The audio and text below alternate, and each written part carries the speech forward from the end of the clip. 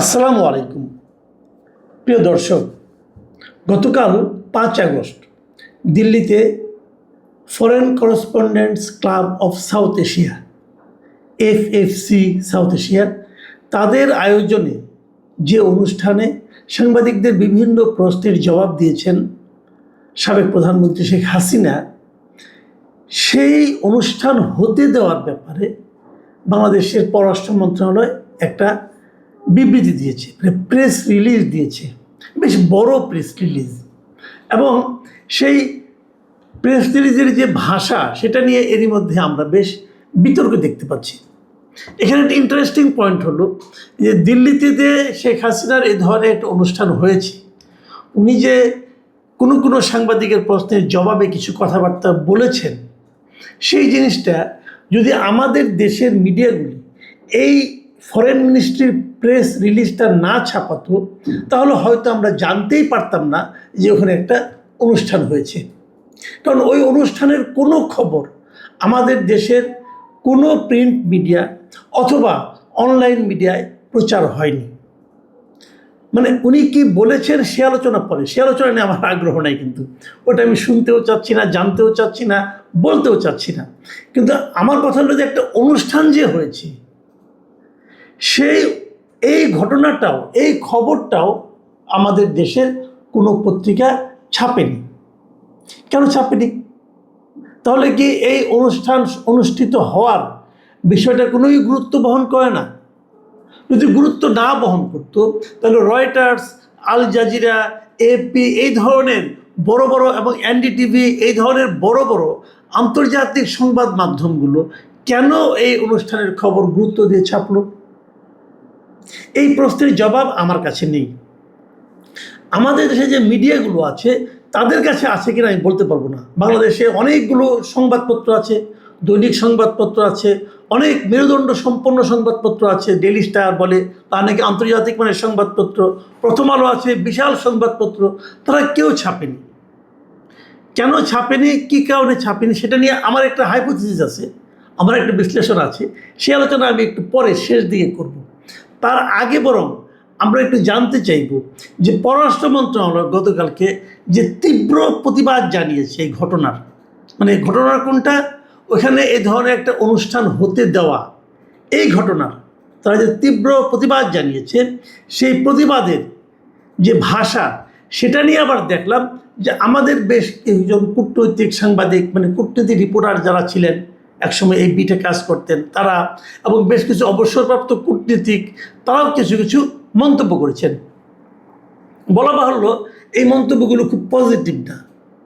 আপনারা যদি নিজেরাও সেই প্রেস লিস্টটা পড়েন, আমি এখানে দিয়ে দিচ্ছি, আপনারা দেখতে পারবেন। যদি সেই প্রেস লিস্টটা, বড় প্রেস লিস্টটা পড়েন, পাবেন আপনি পররাষ্ট্র মন্ত্রণালয়ের ওয়েবসাইটে গেলেও পাবেন। সে এবং ইন্টারেস্টিং আরেকটা দিক হলো, পররাষ্ট্রমন্ত্রীর ওয়েবসাইটে যে দেখা গেছে এই বিবৃতিটা, মানে এই প্রেস রিলিজটা আমি যখন দেখেছি তখন পর্যন্ত 7 বার এডিট করা হয়েছে। এরপরে নাকি শুনলাম যে আরও 2-1 বার এডিট করা হয়েছে। আর একবার দিয়েছে, পরে ভেবেছে একটু চেঞ্জ করতে হবে, আবার এডিট করে আবার দিয়েছে, এরকমভাবে তারা একাধিকবার চেঞ্জ করেছে। আমি সর্বশেষ যেটা পেয়েছি সেটারও যে ভাষা, আমার কাছে এই ভাষাগুলি কূটনীতি সুলভ ভাষা বলে মনে হয়নি। এ ব্যাপারে একসময় আপনাদের খুব পরিচিত একজন মানে সাংবাদিকের কথা বলি, মিস্টার আনিস আলমগীর, উনি ওনার ফেসবুক পেজে এই পোস্ট নিয়ে, মানে এই নিয়ে সংবাদ বিবৃতি নিয়ে, মানে প্রেস রিলিজ নিয়ে একটা পোস্ট দিয়েছেন, বেশ বড় পোস্ট। আমি পুরোটা পড়বো না, আমি ওখান থেকে কয়েকটা জায়গা আপনাদেরকে একটু বলতে চাই উনি কী লিখেছেন। উনি এক জায়গায় লিখেছেন যে আমরা প্রায় ভুলে যাই যে একটি দেশের পররাষ্ট্র মন্ত্রণালয় যখন আন্তর্জাতিক সম্প্রদায়ের উদ্দেশ্যে বা প্রতিবেশী দেশের সাথে যোগাযোগের জন্য অফিসিয়াল স্টেটমেন্ট দেয়, তখন সেটির ভাষা হওয়া উচিত অত্যন্ত পরিপক্ক, আইনি ভিত্তিপ্রসূত ও প্রাতিষ্ঠানিক। অথচ এই বিজ্ঞপ্তিতে যে ধরনের শব্দ চয়ন করা হয়েছে, বেশ কয়েকটা শব্দ উল্লেখ করেছেন, তা কূটনৈতিক প্রোটোকল বা ডিপ্লোম্যাটিক ল্যাঙ্গুয়েজের মানের সাথে একেবারেই বেমানান। এটি কোনো রাষ্ট্রীয় দলিলের চেয়ে রাজপথের রাজনৈতিক বক্তৃতার মতো বেশি শোনায়। দেখুন, আমি এটা পড়লাম, পড়ছি এই কারণে যে আমি কিন্তু ওই বিবৃতিটা দেখেছি, এবং ওই বিবৃতি দেখে আমার মনে কিছু প্রশ্ন এসেছে।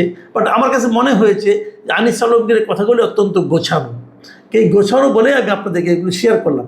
এখন তিনি আবার আরেকটা কথা বলেছেন, সেই কথাটা হলো গিয়ে এইটা যে স্বভাবতই প্রশ্ন ওঠে, পররাষ্ট্র মন্ত্রণালয়ের কাজ কি কোনো পলিটিক্যাল প্রেস ক্লাবের মতো বিবৃতি দেওয়া, নাকি আন্তর্জাতিক অঙ্গনে ঠান্ডা মাথায় পেশাদারিত্বের সঙ্গে দেশের স্বার্থ রক্ষা করা।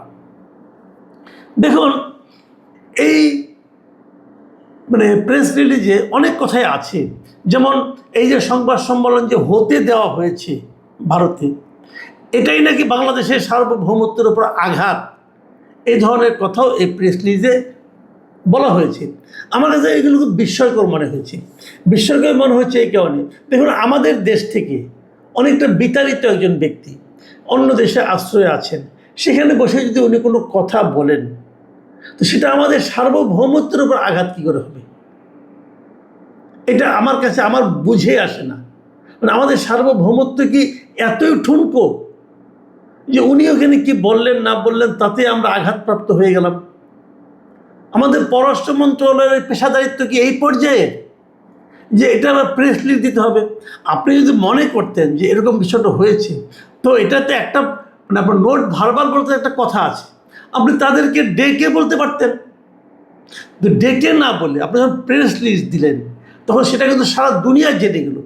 সারা দুনিয়া জেনে গেল যে ওদের সঙ্গে আপনার কূটনৈতিক সম্পর্কটা আপনি কোন পর্যায়ে নিতে চাচ্ছেন।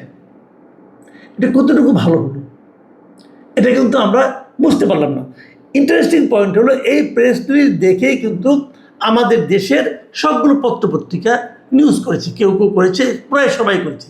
এবং এই নিউজটা পড়েই আমাদের পাঠকরা জানতে পারলো যে দিল্লিতে কিছু একটা ঘটেছে।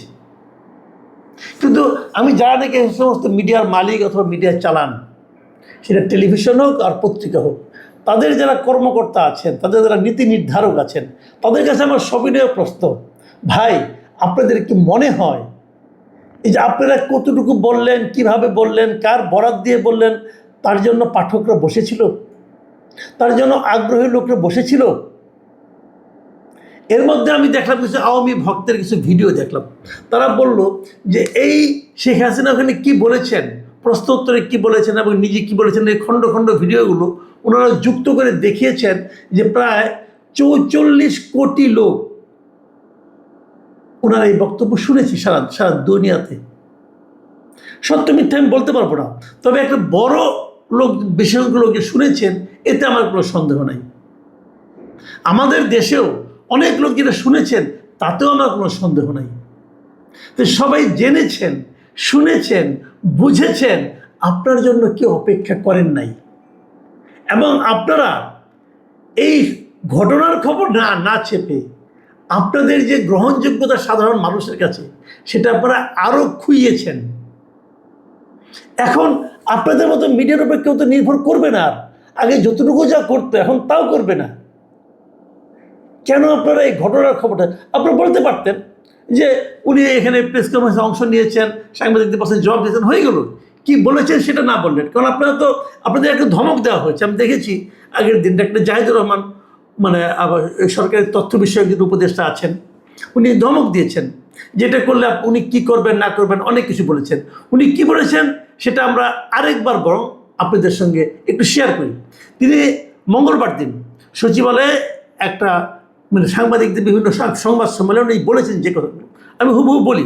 উনি বলেছেন যে এই ব্যাপারে সরকার আগের থেকে অনেক নির্দেশনা ছিল সতর্কতামূলক, তারপরেও কেউ কেউ এর আগে খবর প্রচার করেছে। এবার বলছেন, যদি কেউ আগাম প্রচার করে যে শেখ হাসিনা বক্তব্য দেবেন এবং সেটি প্রকাশ বা সম্প্রচার করে, তবে সেটি আদালতের আদেশ অমান্য করার শামিল হবে।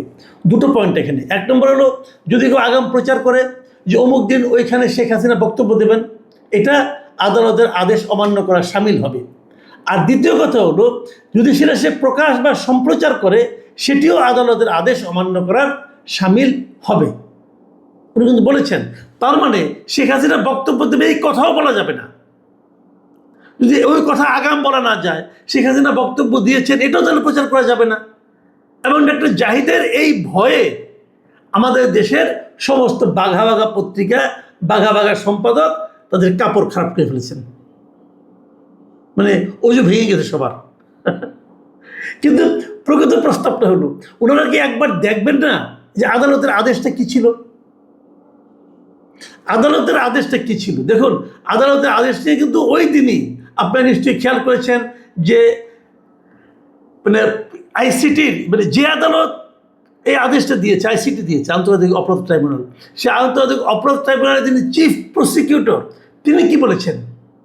তিনি বলেছেন যে কোর্টের অর্ডারে বলা হয়েছিল যে উনি যেন ওনার এমন কোনো বক্তব্য যে নাকি বিদ্বেষমূলক কথা, সেই বক্তব্য প্রচার করা যাবে না। মানে বিদ্বেষ নাই, বিদ্বেষমূলক কথা নয়, তা প্রচার করা যাবে। দেখুন, আমি সেই জায়গাটা আপনাদেরকে আরেকবার পড়ে শোনাই। তিনি বলেছেন কোর্টের অর্ডারে বলা ছিল উনি যেন বিদ্বেষমূলক কোনো কথা না বলেন, সেখানে তাকে কিন্তু বক্তব্য দিতে বারণ করা হয় নাই, শুধু বলা হয়েছে বিদ্বেষমূলক বক্তব্য। যদি উনি স্বাভাবিক কথাবার্তা বলেন, ওটার উপর তো কোনো নিষেধাজ্ঞা নেই। তাহলে জাহেদ সাহেব ওই ডায়লগ কীভাবে দেয়, উনি ওই হুমকি কিভাবে দেয়, উনি ওই ধমক কিভাবে দেয় যে উনি এখানে অনুষ্ঠান করছেন সেটাও প্রচার করা যাবে না? আর আমাদের এই সমস্ত মহাবীর সম্পাদক সাহেবরা কেন ওই ধমকে কাঁপাকাঁপি শুরু করে দিল? আমি বুঝি না এই জাহেদ সাহেবরা সরকারকে কতটুকু জনপ্রিয় করতে চায় অথবা অজনপ্রিয় করতে চায়। আর আমি এটাও বুঝি না আমাদের সম্পাদকরা কতটা মূর্খতার চর্চা করে নিয়মিত। এই জিনিসটা আমার কাছে আমার বোধে আসে না। আমি একজন সম্পাদককে এর মাঝে ফোন করেছিলাম, জানতে চেয়েছিলাম, ভাই কেন আপনার ভয়টা পেলেন কোথায়? ওনার যে হুমকির কোনো রকম আইনগত ভিত্তি নেই, সেই হুমকিকে আপনি ভয় পেলেন কেন? উনি কি বললেন জানেন? উনি বললেন, যদি এটা আমরা ভয় না পেতাম অথবা যদি এই খবরটা আমরা ছাপতাম, যতটুকু আইনে কভার করে ততটুকুও ছাপতাম, তাহলে হয়তো আইনগতভাবে আমাদের কোনো সমস্যা হতো না। কিন্তু তথ্য মন্ত্রণালয়ের উপদেষ্টা হিসাবে আমাদের ওনাকে মানে কথা রাখা হলো না, এই জন্য আমাদের ক্ষতি হতে পারত। কি ক্ষতি হতো? ক্ষতি হতো এটা, আমরা আগামীতে ক্রোড়পত্র পেতাম না, সরকারি ক্রোড়পত্র পেতাম না, এটা আমাদের একটা বড় ইনকাম। আমি সরকারি বিজ্ঞাপন পাবো না, এটাও আমাদের একটা বড় ইনকাম। তো ওই ভয়ে আমরা ওনারা যা বলেছেন আমরা ওটা ছাপিয়ে নিই, আমরা বরং পররাষ্ট্র মন্ত্রণালয়ের বিবৃতির থেকে বুঝিয়ে দেওয়ার চেষ্টা করেছি। আমরা সব সময় বলি যে মুক্ত গণমাধ্যম, এই হলো আমাদের দেশের তারেক রহমানের সরকারের আমলে গণমাধ্যমের অবস্থা, এবং মাননীয় প্রধানমন্ত্রীর তথ্য বিষয়ক উপদেষ্টার বিশ্লেষণ যে কিভাবে গণমাধ্যমকে আরও উন্মুক্ত করা যায়, এবং সেক্ষেত্রে ওনার নির্দেশনা। এই ভদ্রলোক একদিনও সাংবাদিকতা করেননি, একদিনও বিএনপি করেননি, কিন্তু উনি এখন বিএনপি এবং গণমাধ্যম তার মাঝখানে ঝামেলা পাকাচ্ছেন। এটাই হলো ওনার ব্যাপারে আমার মূল্যায়ন। আমরা খুব অদ্ভুত একটা দেশে বাস করি, আমরা খুব অদ্ভুত একটা বাস্তবতার মধ্যে বাস করি। এখানে সত্য কথা বলার লোক নাই মনে হয়, শীত দ্বারা সোজা করে কথা বলার লোক ধীরে ধীরে কমে যাচ্ছে। আইনের কথাটা বলেন, আইন কি বলে সেটা বলেন। জুজুর ভয়ে এত কাঁপাকাঁপি কেন করেন? আর করে আপনার লাভটা কি হচ্ছে? দেশের মানুষ কি সংবাদ পাচ্ছে না? আপনারা কি সময়টাকে ভুলে গেছেন, এই যুগটাকে ভুলে গেছেন, এই আন্তর্জাতিক যে ব্যবস্থা সেটাকে ভুলে যাচ্ছেন? সবাই তো সব খবর পেয়ে যাচ্ছে, বিবিসি পেয়ে যাচ্ছে, বিবিসিতে ভিডিও পেয়ে যাচ্ছে। আমি নিজেই তো বিবিসির 2টো ভিডিও ওদের সংবাদ দেখেছি, আমি দেখলাম তো। তাহলে কেউ কি আর সংবাদ থেকে বঞ্চিত থাকছে?